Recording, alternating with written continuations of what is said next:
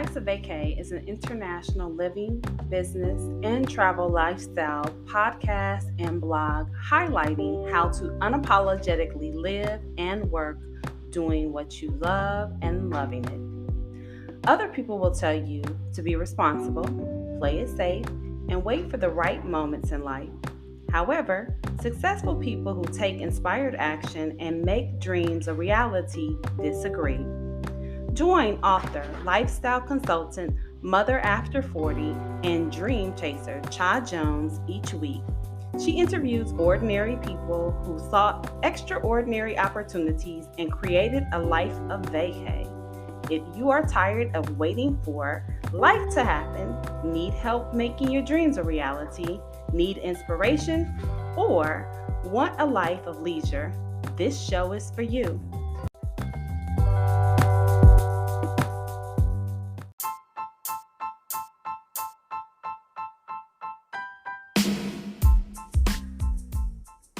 Welcome to another episode of Life's a Vacay podcast, a weekly podcast series that focuses on living a life without limitations.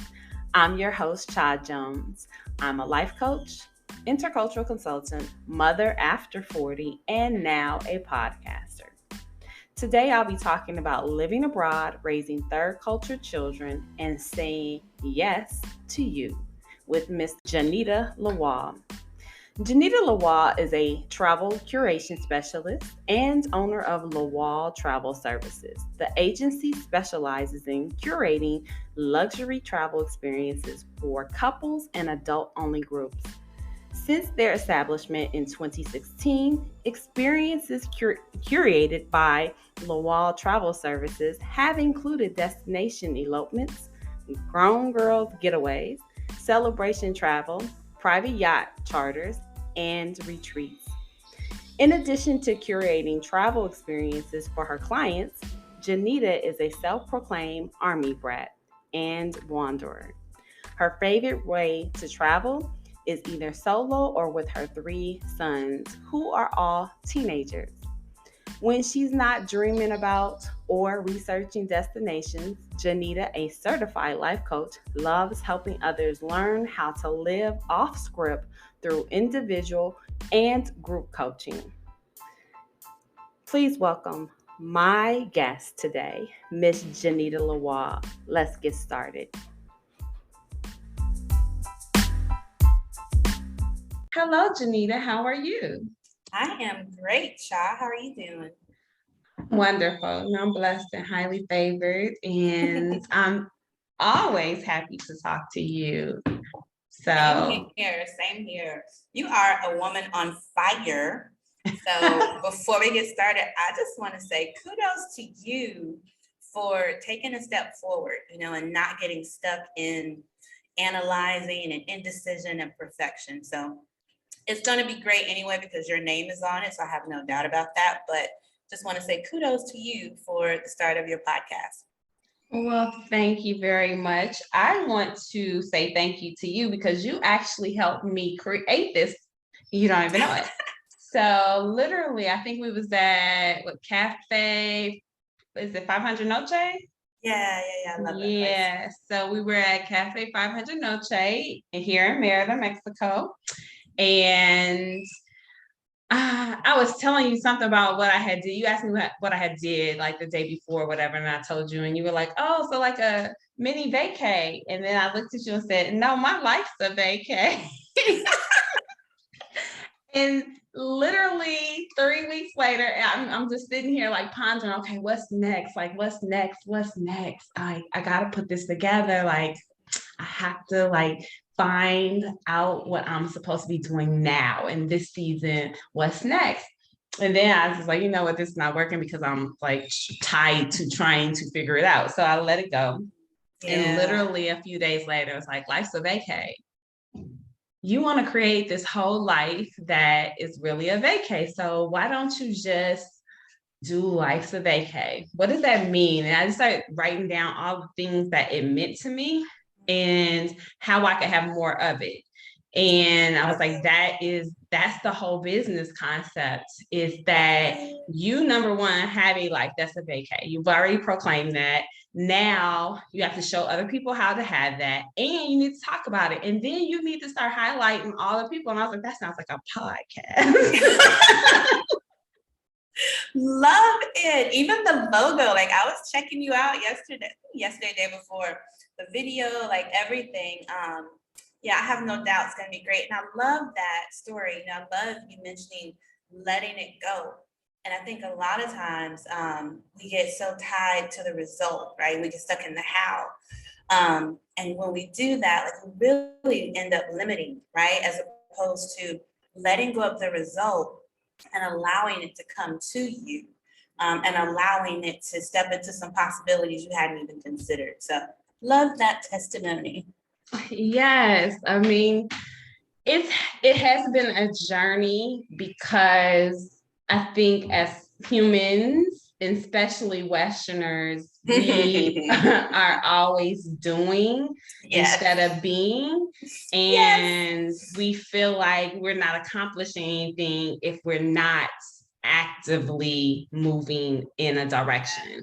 When you can literally be sitting meditating and be moving in a direction and manifest everything that you want, but we've been taught and ingrained in us that it has to be an actionable item, or we're touching something, we're making phone calls, we're doing all this stuff, and you may or may not be actually doing anything that's productive. And that's really the key, is productivity and peacefulness. Like, my life is peaceful and I like to keep it that way. And so that's important for this stage and journey in my life as well.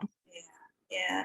And I think there's a time for action, but even in that action, you need the meditation and whatnot so that you are clear and so your actions are aligned, right?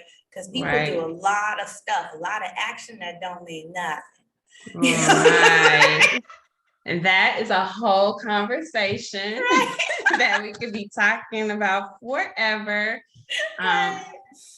Yeah, so I wanted to talk to you specifically because you are doing some amazing things. And for those who don't know, you're currently living in Merida, Mexico, and you have 3 young men that I call Black men in training.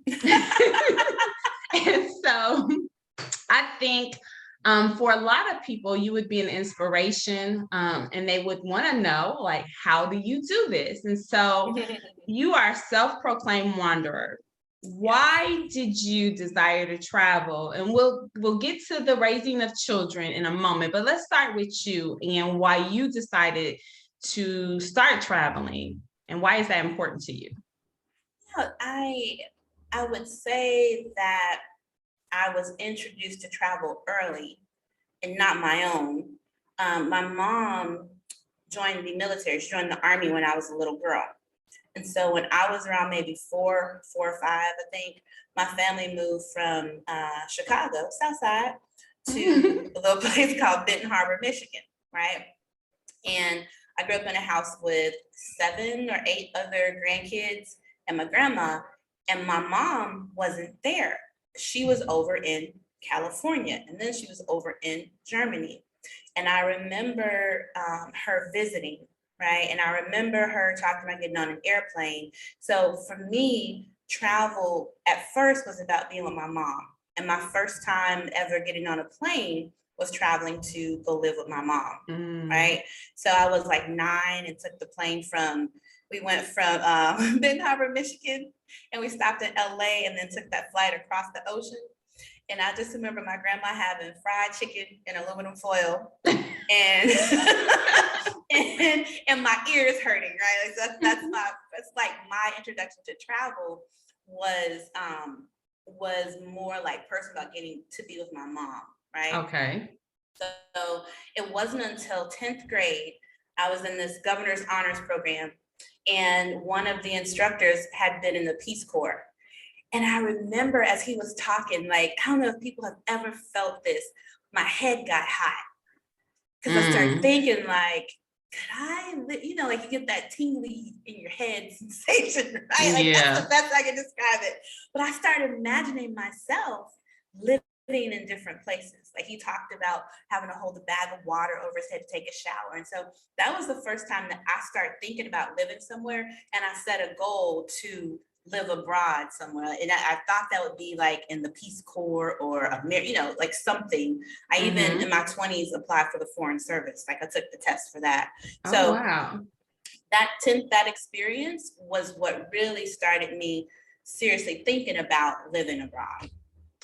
Yeah, I remember something very similar. I was probably in the 5th grade, and my elementary school was not that far from the airport, probably like less than a mile and a half. And I used to watch because I used to sit on the last row next to the windows and I would watch me, they shouldn't have did that, but I would watch these airplanes take off. And so then I started, because at first I used to imagine where are these planes going? And I would say, oh, that one's gonna go to Denver because it was pointing towards Denver. So I was like, okay, that one's gonna go to LA.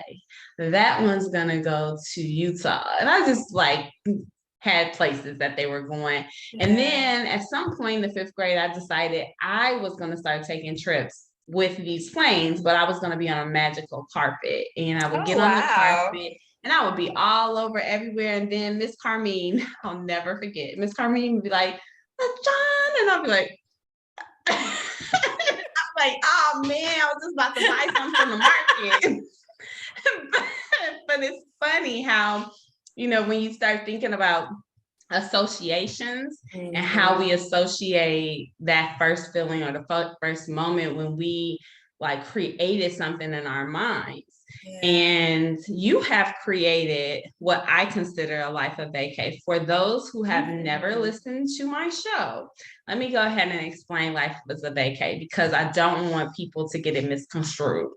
I am not advocating, nor will I ever advocate that you leave your job unless you want to. I am not saying that you should not have a 9-to-5 or that work is not something that should be celebrated. I think that there is a place for everything. I believe that a lot of times people emphasize, oh, you should work and do work you love on your own terms as an entrepreneur. And that is not my sales pitch because I believe that there is a place for people who want to work for other people and you have to have that space. I think entrepreneurship is glorified oftentimes, and yet it is extremely difficult. There's a lot of failures. There's a lot of getting back up. There's a lot of tenacity. There's a lot of late nights, early mornings, and preach. And you don't often see that hard work, you see the end product of it. So when I say life's a vacay, I really just mean that you create your life on your own terms, that you are living full out, that you are able to have the freedom and flexibility that you desire. And you can do that with a 9-to-5 and afford, by using the money you make at work, to afford the freedom and flexibility that you have in your leisure time. So let me just clarify that. But you've created this life of what I would consider a vacay. And what does that mean for you? Oh, wow. So thank you for that clarification, because I think that's really important. Really important. Now, of course, I did quit my corporate job before I went abroad to Mexico. And I do run my own business, a couple of them actually. But for me, like the honest truth, I'm not an entrepreneur because I like entrepreneurship. I'm an entrepreneur because I value freedom and flexibility, right? And so for me, my life of vacay is a life I don't have to vacay from. Right. I can work anywhere. There are no limits on how far I can go or where I can go or how long I can stay, except my money, right? Yes, that's important. Right. So like, for example, last year, my 2 sons and I, one of my sons was living with my mom for a little while because he wanted, to be in the States. Okay. But we went traveled with a group of my friends for 3 weeks across Mexico. And for me, it was part of a dream come true, because I remembered when I was in corporate and I'd see these 10 and 14-day trips, and I think, how are people getting enough PTO, right, to go on these goddamn trips? And so to be able to, and I worked during the trip. So there were, so part of my planning for the trip was looking for co-working spaces in the places where we'd be, or making sure that the place has sufficient internet, right? Because at that time I was freelancing for someone else, which is kind of like a 9 to 5, right? But you still have some autonomy there. And so I was able to work and travel with my kids around Mexico for 18 days. And it was the most awesome thing. And I'm about to now travel to Europe for 20 some odd days and still work and still enjoy life. So to me, like, that's what I did all this for. I built a life where the work fits into my life, and my life is not having to fit around work. Yes, that is so important. There was a point where I wanted to go back to corporate, and I started looking at, positions, and these are going to be C-suite positions. And so even with that, I I would see PTO like 2 weeks, PTO. I think the highest one was like 4 weeks. I was like, yo, is this an incentive? Like, I don't understand. What are we doing here? Like, why am I what am I doing in 2 weeks? Like, I need a vacation from my vacation oftentimes. And I don't even understand how 2 weeks is even going to be sufficient for me. And then I thought about it. Like, I worked for periods of time in corporate, and I don't even remember. Like, maybe I quit. I don't know. I don't remember.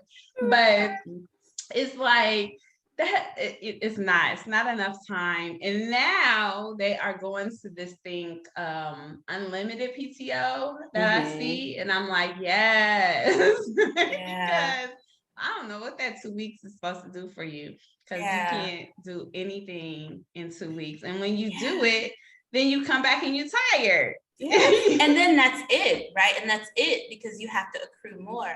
And I'll tell you, so when I used to teach English, a number of my students were from Europe or some other places, right? And one was in Germany. And I was like, wow, because she's like, oh yeah, my family went on holiday, and their holiday was 2 weeks, right? And that was not the only vacation she had throughout the year. That was just the summer holiday, right? And she didn't dare do, like, I work in travel, so a lot of my clients, 4 and 5 nights, like, that's their cap, right? She's like, 2 weeks, like, 7 days, that's not enough, 2 weeks is their normal vacation. And they take the family, they relax, and even stuff like the maternity leave. I was just like, wow, the way that they get like a whole year of maternity leave.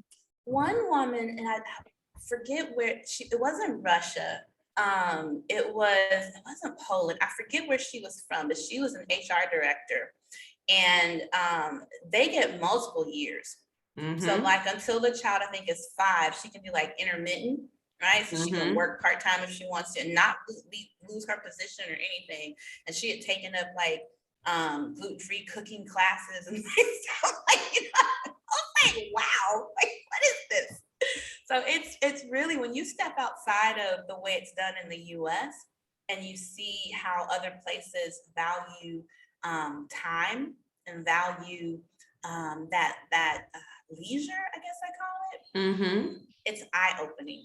Yes, it is. It's my last position, I worked in HR, and we had offices in Europe and in Africa. And yes, I had a colleague who was going out like prior to me having a baby, and she was about to get like literally a whole year off. And it still get paid her salary, and I don't even think it decreased or anything. And then I looked at what I was about to get when I was about to go out, and I was like, oh, hell to the no. I was like, this is unfair. We talking about pay parity. We talking about all of it right here, right now. I don't like it. So yeah, it definitely is interesting when you start talking about working for someone. And I think that's where the advocacy comes from, with promoting people leaving jobs, because not necessarily the whole you don't have to work for someone, but really about the whole freedom and flexibility. And they really try to push, oh, you should be an entrepreneur. But again, entrepreneurship is not for the faint of heart, and I'm not here for it. If you're talking about that's the only way to be happy, and that's the only way to have control of your time and energy, because you can still have a job, and that's more suitable for majority of the people, because people are followers. So that's a whole nother story. We're not even going to go into that. But let's talk about this life of vacay, and let's talk about what you have to give up to be able to have this life. Again, more people want freedom and flexibility, but again, when you have something that you really want, there's oftentimes that the part that people don't glorify, and that's the challenges or what you have to give up to get the thing that you want. I call it the trade-off, right? Because anyone who has ever pushed for something or set a goal, that there's trade-off, right? So back when I was a runner, I trained for half marathons, right? And I knew that when I was in training, there are certain things I had to give up. If I was out with my friends at 8:00, I start drinking water. Why? I'm training the next morning, right? 9:30, I'm out. Why? I got to go sleep. I'm training in the morning, right? There's a trade-off to it. And in this life, living here in Mexico, there are certain things that are a challenge. And I ask myself, okay, is this big enough that I care enough to move back to the US? And it's typically a hell no, right? So it's just one of those trade-offs. And I will say that's something to consider as you think about living a life of freedom to the degree that you want versus how you pay for that life. So there are some trade-offs. If you work for someone, right, then you have to figure out what that looks like for you. Do you find a remote position? Do you care about being, in the upper echelon, like the upper hierarchy of the organization? If that's important to you, then you probably need to stay on a certain track, right? Is it important for you to be outside the United States? Well, then maybe you look for a company that has that. So there's trade-offs to everything, right? And so for me, I'll say, like I said, I am not like, woohoo, entrepreneur, because my background's in human resources. And I remember saying, I will never be a people manager. Baby, I have seen the ugly side, and so I'm like, I don't ever want to manage people. It's never been my goal to have this huge corporate operation of my own. However, what I will say with being an entrepreneur, if you're going to really be successful, you're going to have to, they say scale, but you're going to have to get help and delegate and do different things. A solopreneur, you're just owning your job basically. And that's a whole lot of work. So there's some nuances to the entrepreneur thing. I am an advocate for freelance work because it's like the happy medium, in my opinion, because it's almost like an employee relationship because you're working for a company or for someone. But then by law, they can't tell you how to work, when to work, there's freedoms that you get. The trade-off is you pay your own taxes, right? And your contract put in whenever, depending on what you have set forth. But, to me, it's kind of like the happy medium. Yeah. So there are pluses and minuses to all the work that you do. Like if you're working a 9 to 5, you obviously need to be available between 9 to 5 and sometimes after or before. And then when you are an entrepreneur, solopreneur or freelancer, there's some trade-offs to that as well, because you have to pay your own taxes. You have to be responsible for your own time. So if you're not a person that's good with time management, baby, it might not be the road for you. Right. And you know what? And I will say this, stepping out here on your own, I don't care what you do, you're going to have to learn sales and marketing. So even as a freelancer, you want to always have networking going on, because having that customer pipeline and clients, because if you have one client, something happened with that one client, you're stuck. Right. So yeah, I found that networking and sales and marketing, when you're on your own in this thing, that is like really important. It's really important. Definitely. Those are, I mean, that goes along with anything that you do. You need to be selling yourself. Like, you can't even get a job unless you sell yourself, so you're going to constantly have to be an advocate for yourself, whether you work for someone else or whether you work on your own. And so that's why I tell people I'm not here for don't go to work. You don't have to work for anyone, because I think it's balances. And again, like you said, there are some trade-offs, and there are some things that if you really look at your life and you start considering what it is that you truly want and how you want to show up, and it may be the traditional route, and that's okay. And don't ever let anybody tell you otherwise. Yeah, because it's all about designing a life that works for you. My life of vacay may not look like someone else's life of vacay, right? It's all about designing what works for you. Yes. And some people have like really fabulous vacay lives where, I'm like, wow. And then there's some that are very meager, very minimalist. And I'm like, well, okay. Yeah, like I'm somewhere in the middle. So like, cause my life now, I miss my cook. I ain't gonna lie. I miss my cook. But I had to pull back a little bit, like, okay. But yeah, girl, like I'm not, the cleaner lady is a must. The gardener is a must, Yeah, you got to make trade-offs. I must have my cleaning lady. I'm really sad about my nanny situation, but we just gonna be prayerful that another one with the same quality shows up. I don't necessarily need a cook. I'm good on that. I mean, it looks good, but I like cooking my own food, having that kind of control of what goes in my mouth. And I like cooking. So, it just depends on what you like and what you want to take control over. I have 3 teenage boys. So it seems like there's never enough. And when you do cook, like they eat there's no leftovers. Right. So for me, and then, I will say that for me, and again, this is what I mean by everyone's life at vacay looks different. And so having the cook, it freed me up, and it was less friction in the house, right? Because there's no who's cooking dinner tonight. Oh, I don't feel like cooking, blah, blah, blah. There's none of that going on. And so my whenever I'm looking at something, it's always about what's in that frequency of ease, what leads me to peace, what leads to less friction. And I apply that in my lifestyle, like, our home life, and also my work life. Like, that's how I've gotten different systems in my business, because it's like, what's going to be the least amount of friction, right? And the least amount of headache for me. And so what leads me to that frequency of ease?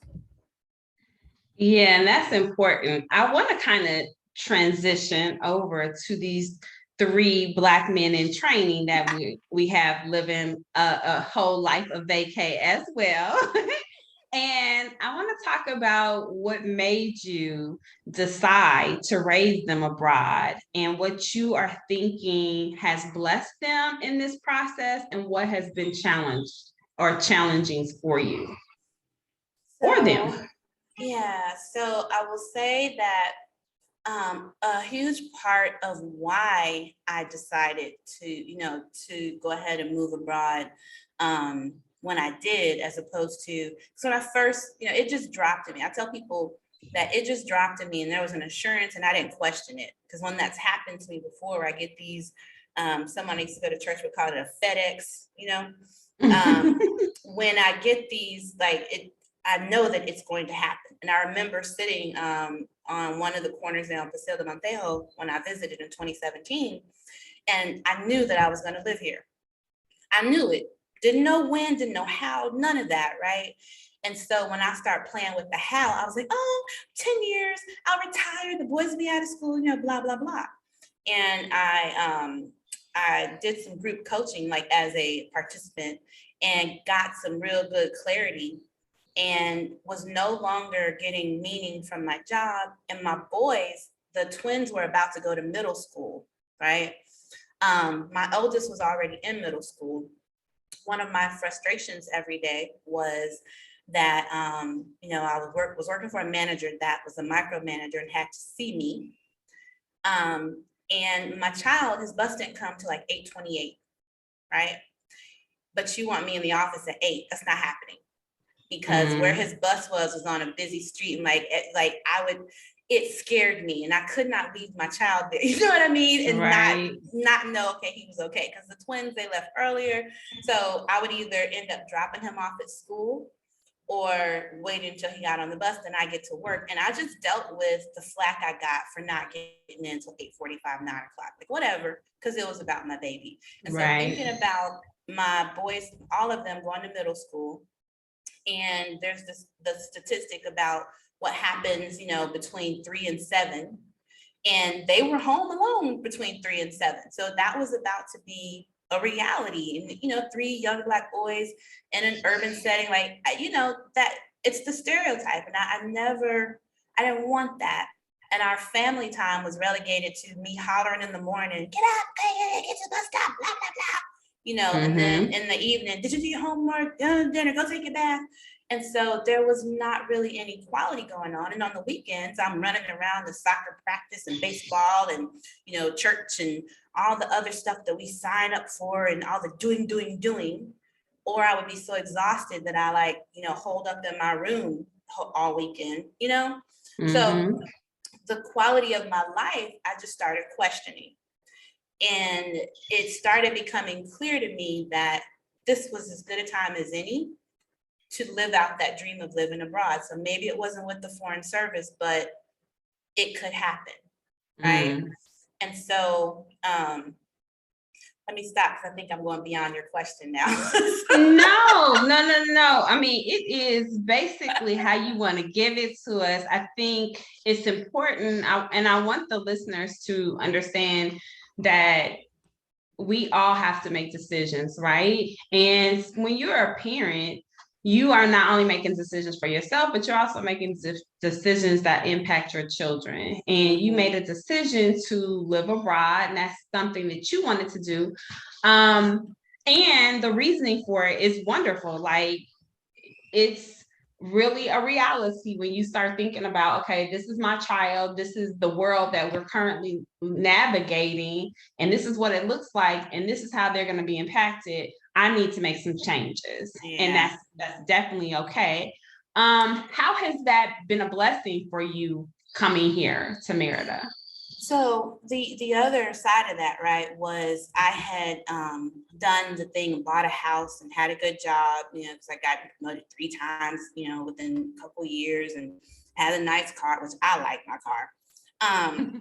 So, living that script and not feeling fulfilled in that either, right? And my job, I had gotten to the position that I want. I created, each time I was promoted, it was something I created, right? And it wasn't panning out the way that I had hoped. It was something like I could do it with my eyes closed, and it didn't feel like anything good to me, right? And so it was the combination of those things. And I will say that what has been a blessing for me with changing my life is I get to do work that means something to me. I get to do work that is connected to me, right?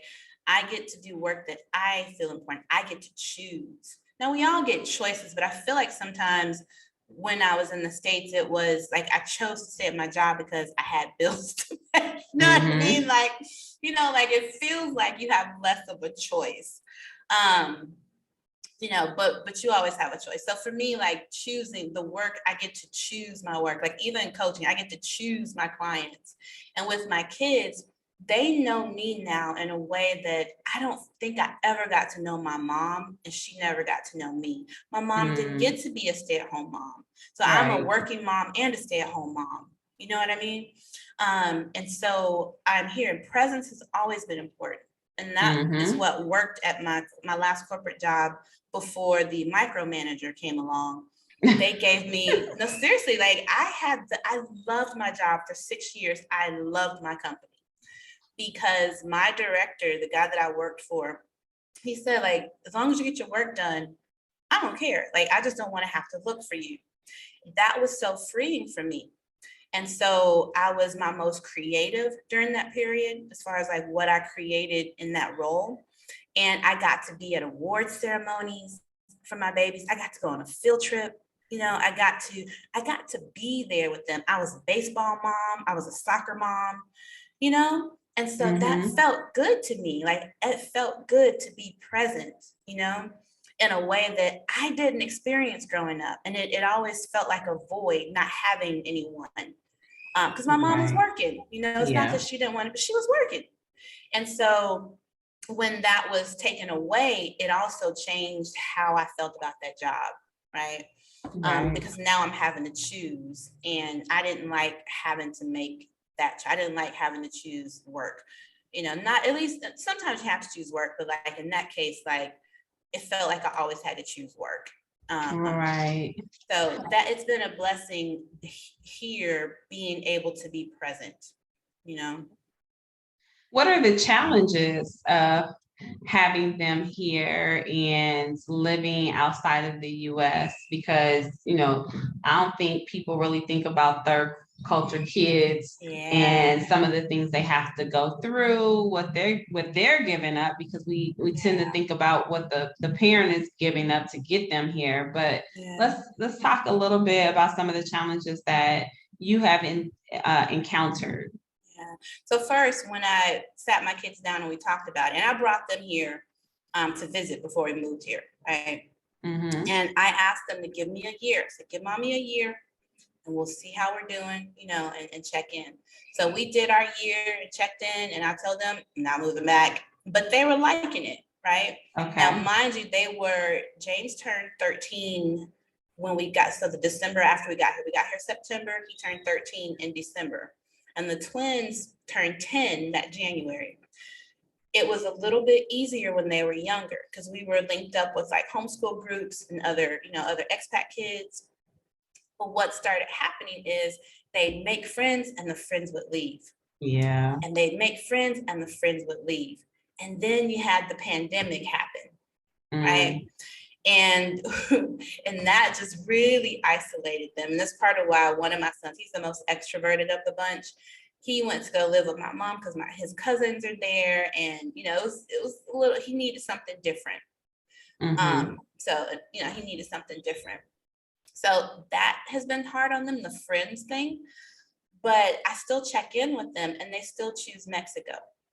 Right. And that's important. That's important because you checking in with them, it gives them some skin in the game, right? Because they feel like they are part of it and you are making them a part of the decision making. It's not just like, hey, I'm a dictator, you're coming with me, this is how it's going to be.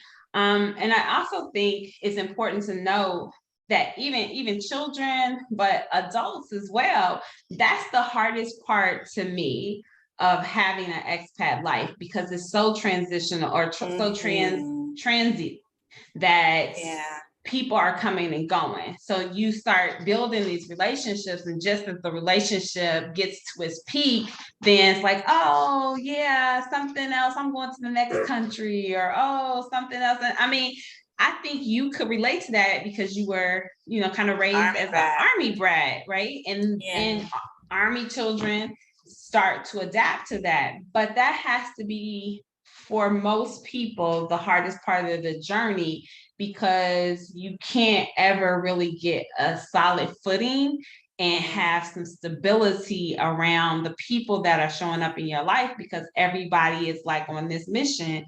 I'm here for a moment, then I'm gone. So that's really tough about anybody who's thinking about becoming an expat. That's one of the things that I know I'm challenged with often. When I lived in Korea, like every other month we was going to a going away party. And it's like I am going away partied out. Yeah. And you're right. And I think part of me, because so Nashville, I lived the longest of any place in my life. I lived in Nashville 16 years. But prior to that, I was used to moving, like between 6th grade and 10th grade, I went to 5 different schools. Wow. Yeah, and actually in 9th grade, I went between 8th and 9th, I went to 3 different schools. So what I will say is one, I learned to adapt. And secondly, I learned how to choose my tribe. I find that you either have kids who will mesh themselves into whatever they need to get friends and to get along, or you have ones who get real good about who they are and who they click with. And so for me, I got really good at choosing my tribe. And so for here in Merida, I have a circle of friends that I absolutely love. I love them. When I'm around them, they replenish my energy. They inspire me, and it's people who live here like I do. And so that is important. And I've been blessed because I had that from the beginning when I got here. We used to call ourselves the Cowkel crew, but it was my friend Barbie, she's Mexican, and I met her my very first night here. She was my driver, right? Okay. Then found out she was a lawyer, so she got me out of this house that I had signed an agreement for, and I was like, I'm not staying there. So she became like my ace, what they call ace buku, my number one. And then, she started her business, and I kind of helped her with that. And so met some of her clients, and I met people in the coffee club. So it ended up being me and about 6 or 7 other people. And they were like my family, it's amazing to me how one thing about this life is I don't know, man, like it's, I don't know how to describe it, because in some ways, all of the pretenses are gone, right? And sometimes you get like a fast track to friendship. Yeah. Right? Because I think in the US, we all live in our little boxes, we all live in our little lanes. And so it's easy to stay separate from people. But I don't know, like something happened here. And I'm telling you, that group, like they to this day, like they feel like they're family to me.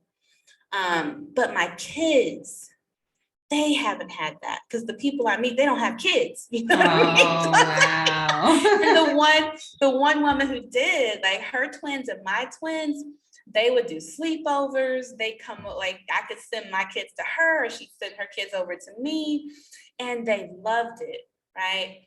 But they moved on, and I'm actually going to visit her next month in France. But beyond that, like my kids haven't found that same circle. So that's the challenge for them, is friends. And especially now they're teenagers, and it's not as easy as when they were younger.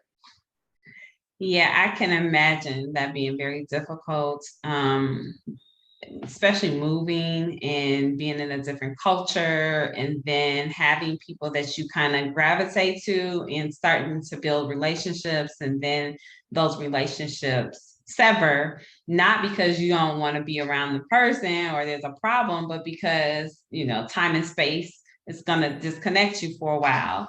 And it's kind of hard to replenish those relationships because time and place separates you. And yeah, so oh man, now you got me feeling sad for the children out here. But you know what? But I will say, it's okay. So again, I check in with them. My eldest is so much an introvert, and when I step out of the, because we can step into mommy guilt, like, oh no, when I step out of that and look at it, objectively, he's acting no different than he did in Nashville. when I threw him a birthday, but he had one friend. Like he's an introvert. Like he's so much a loner and introvert, and he has been since kindergarten. You know, so Mexico has nothing to do with that. It is his personality, right? If anything, it kind of makes it more that because he likes online school, and when we go somewhere, you know, he's like texting me, "Mom, can we leave now?" You know what I mean? And so the twins, like that's where you see more of an impact, I'll say. But they're fine. Like they for the most part are cool with how things are. And they have themselves, because as twins, you kind of have a built-in friend for life, right? Yeah. And they do more of the online stuff. So as much as people, the whole gaming thing, Roblox was how they stayed connected to their cousins in the States, and how they connected to the twins that moved, that I was telling you about. They all stayed connected in Roblox. And now Roblox has been replaced with Discord. And so one of my twins, his friends that he met when he lived in the US for a little bit, and some that he met here, they connect on Discord. And then my other son, he's turned into a game developer. And so he has a little community of other game developers on Roblox and in Discord that he communicates with. So, and plus I still, I run a Teen Tween Boys WhatsApp group. Okay. So occasionally we'll link up with them, right? So they're actually okay. It just doesn't look like what my childhood looked like. Right. Okay. And it's their childhood, and they're going to show up on their own terms, and you give space to that. So I think they'll be amazing. And this will be more of a blessing for them to be able to encourage and talk about in the future. And, when they do go back to the States, they'll be like mini royalty. Well, you know what's funny? Because I think part of your question was, was there a negative impact on them, right? So one of them who he makes castles in the sky. He went back to the US thinking oh, I miss the US, blah, blah, blah. And where he went, Savannah, Georgia, they're not used to people who think differently, right? And so, and I know that I went to high school there, and I remember the way you from, because I talk different, or when I say I want to go do certain stuff, that's white people stuff. You know what I mean? So he goes back and he's telling them this stuff, and they, they're like, making him feel some kind of way about it. So he actually started feeling ashamed about having a housekeeper. Like, why? And started feeling like he didn't want to tell people that he lived in Mexico. And that breaks my heart, because he doesn't realize how special that actually is. He's made to feel like it's a negative, it's something weird, when it's actually pretty cool. It is. And the one thing that I learned from my time living in South Korea, as well as my degree, I have a degree in intercultural communications, and one of the things that you learn about is repatriation. And it's funny enough is that I was repatriating back to the US while going through my master's program, talking about repatriation and how to deal with it and how to consult your clients and And so one of the things I try to tell people is that when you do go back to the US, part of the repatriation process of it is dealing with those things, because you start talking about your experiences where you were, because that's part of your everyday life. And then now you're talking to people who don't have that same experience. They can't relate to it. And it almost comes off like you're being pompous, or, oh, you just bragging. Why you always talking about Mexico? Like when I came from Korea, I'm sure everything I talked about. And sometimes to this day, oh, I went to this and and they're like, we don't want to hear everything about Korea. All you talk about is Korea. And, everybody ain't got that. I'm not bragging. That's my point of reference, because for a certain period of my life, that's where I was. Just like if you were to stay in the same place, the certain period of your life is going to be about that place that you're in. And so it is going to be very important as they decide to transition, if they leave Mexico, if they go to school somewhere else, or if they go back to the US or to another country, is to have a clarity around what that looks like, because sometimes it could be very ostracizing and you're on the outside of everything, where other people are basically just living off of their experience, and their experience isn't as colorful. It does not have so many different aspects to it. It's very linear. And so I encourage you to have those conversations with, and I know as an Army person, then you kind of deal with that differently. If you're moving abroad, it's totally different than if you're moving from state to state, but it can be kind of the same, because you have different parts of the country that do things differently. And when you come as the outsider, everybody doesn't always gravitate to you. Some people are like, oh, that's exciting, I will, tell me more. But then you have a lot of people who are like, And I will tell you that one thing I've learned moving from base to base is leave it where it was, right? Because if you compare, oh, they had so and so and such and such base, they had a movie theater, and they got nothing here. You will. It messes with your mindset, and you're right. Then you're always kind of talking about the past, and I think because of my experience, like moving from place to place, I don't linger on stuff.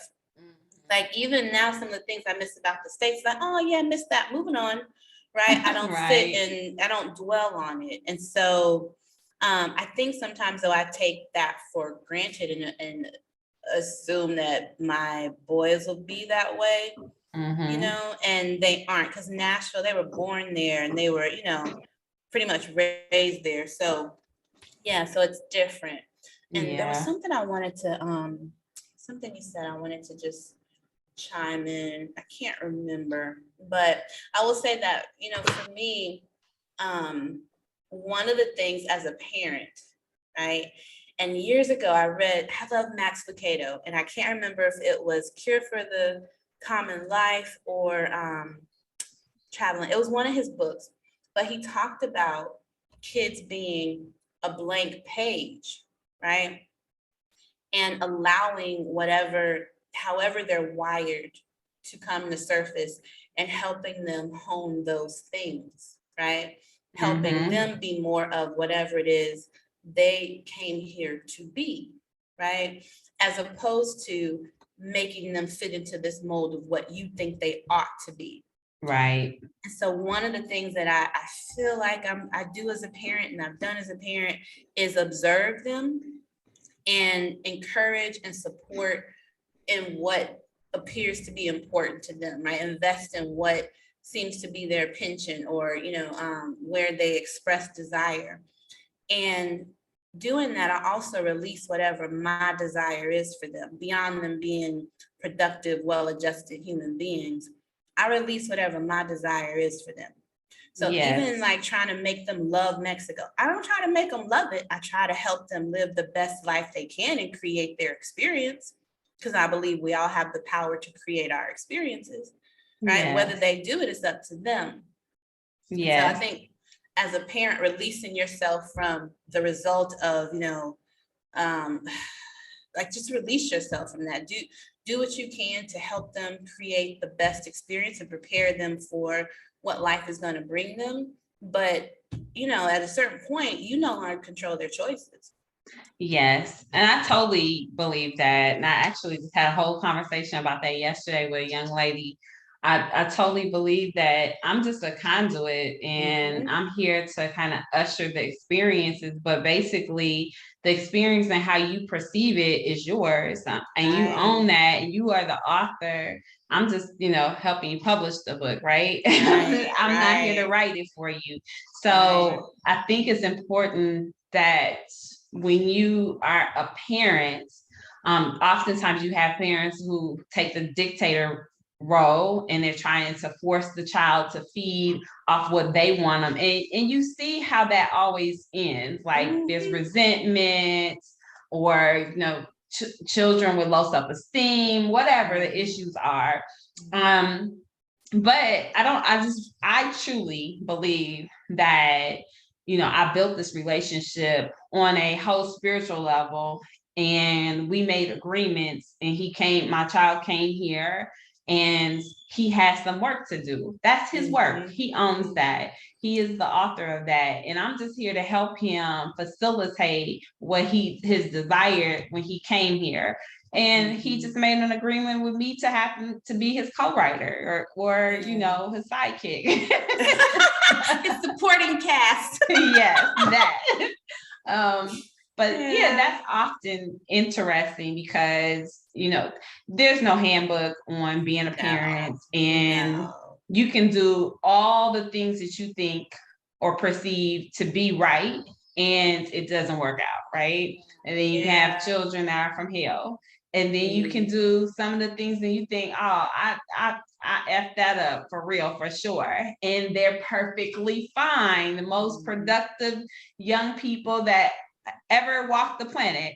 And so it's really about showing up, being your authentic self, having children, and allowing them to be authentic and show up how they're supposed to be, and finding the best thing that works for you and your family.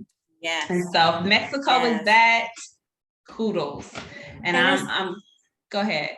No, that's a great point. And, I was telling my mom, or we were talking the other day, and, sometimes I have not gotten along well with other moms because I'm not the martyr mom, right? I'm not the give up everything that's important to me in life and only focus on my children mom. Like, I'm not her, right? I love my children. I do for my kids. Like, I learned freaking baseball. I do not like baseball because my child was playing baseball, right? I learned because he was playing baseball. But at the same time, I'm a full person. I'm a whole person. And so I think it does more for your kids to see you living out your dreams and living out, goals and aspirations, living your fullest life. I think that speaks more to them about how to live life than giving up everything and, being the helicopter, like nothing is important except for Bobby getting to baseball on Thursday. You know what I mean? So. Yes. And it's not healthy for you as the parent to give up who you are for someone else. Like, you are coexisting in this world. Like, your only existence is not this child. And you were a person prior to them, you're a person while they're with you, and you're a person when they leave you. And that's why so many people have this, when the children identity leave crisis. for the emptiness, and you don't know who the hell you are. It's like, oh my God, my whole world, girl, back. And and they don't call. I didn't even have a child till I was 43. And so when and that was one of the things that I was challenging at first, because people were coming to me and saying, oh, you're a writer, you should write about being a mom. And I was like, girl, bye, I'm not writing about that because that's not my calling. That's not my ministry. I'm not signing up for that. I am a mother. That's part of my identity, but it is definitely not my brand. I don't even want to show up like, hey, I'm coming to all the mommy groups. Don't do that. Don't do that. You don't even have to invite me. I will not be mad. And it's not that I don't want to be a mom, because I signed up for this. My child, I called him forward. I was prepared for him. I waited to this moment. But I don't want, like, even as a child, people would be like, I'll pay you $50 to watch the kids and be my baby. No, thank you. And I love money. I'm good on that. I don't want none of your hollering children to be interrupting my television show. Right. Well, so I feel the same way about the single mom title, right? Because I did for a minute, like, try to coach to single mom, because the whole marketing stuff. But for me, like, I didn't want that to be the only, like, the thing, like, she's a single mom, you know what I mean? And then sometimes people can use it as a, I don't know, I just don't, maybe it's Aquarius in me. I do not like boxes. Right. And so for me, I made the choice to be a single mom. I chose to leave my husband. I chose this. And so I'm very, very cautious about how I speak about it, right? Because, you know, the whole trade-off thing, I accepted what I was getting myself into. But even with that, like being single, right? Or being solo parenting, if you will, however you want to phrase it, it's not the totality of who I am. And honestly, I would like to think that it doesn't, it's not the guiding force, if you will, on how my kids are being molded or raised, you know, because I believe so much in community and support and village, right? Like we're talking about, you know, traveling and you know, how we can do this life. Community has been so important. Village has been so important. Back in 2012, I first had the inkling to move abroad because I went to Puerto Rico and I came back telling the kids, we're moving to Puerto Rico, right? But at the time, they were like maybe 4, 4 and 5, 4 and 6. And I was like, I need too much support. And I don't know what that looks like in Puerto Rico, right? And so it was not the time and it was not the place. And what I love is that here now, we've built a community, we've built that support. And so that's really important, whether you're a single parent, right? Whether you're a single dad, whether you're, you know, both parents are here. One thing that has taught me, especially being in this life, has taught me is community is super important. Yeah. It is super important here. Yes, I concur. I think that if you're going to live an expat life, it's really going to be, even if you're a single person and you don't have any dependents, it's just you. It's important to find your people, you find your tribe, because like life is really different as an expat. And even if you're carving it out, creating your own life, and you're determining what it is that you truly want, having other people who can support you, especially when like holidays, if you live abroad during holidays, I don't care who you are, the sentimental aspects of having family and connection, it can weigh on you. So it's extremely important to find your people no matter where you are. I want to have this conversation forever. I love this conversation and I'm hoping that my listeners love it. But I know that the time has come where we must part ways. I'm looking, I'm like, oh no, I have another meeting. So I want to thank you for showing up today. We'll have to continue this conversation at another time on a different podcast, maybe a different season.